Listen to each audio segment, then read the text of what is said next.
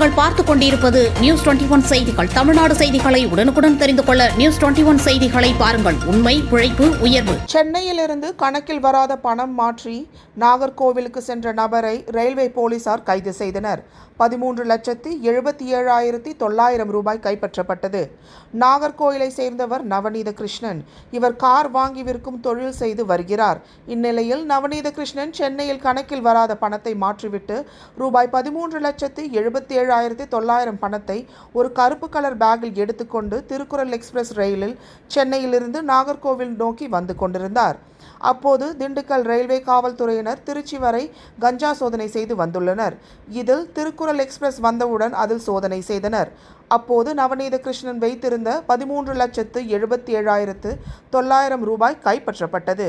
மேலும் அவரிடம் காவல்துறையினர் விசாரணை நடத்தியதில் முன்னுக்கு பின் முரணாக கூறியுள்ளார். பணத்திற்கு உரிய ஆதாரம் இல்லாமல் இருந்ததும் காவல்துறையிடம் சந்தேகத்தை ஏற்படுத்தியது. சென்னையில் ஒரு நபரிடம் நாகர்கோவிலில் இருந்து கொண்டு சென்ற வெளிநாட்டு கரன்சி பணத்தை மாற்றிவிட்டு நாகர்கோவிலுக்கு வந்து கொண்டிருந்தது தெரியவந்தது. மேலும் வருமான வரித்துறை மதுரை அதிகாரிகளிடம் தகவல் கூறிய நிலையில் வருமான வரித்துறை அதிகாரிகளும் திண்டுக்கல் ரயில்வே காவல் நிலையத்திற்கு வந்து நவநீத கிருஷ்ணனிடம் விசாரணை நடத்தினர். பின்னர் அவரை வருமான வரித்துறையினர் மதுரைக்கு அழைத்து சென்றனர்.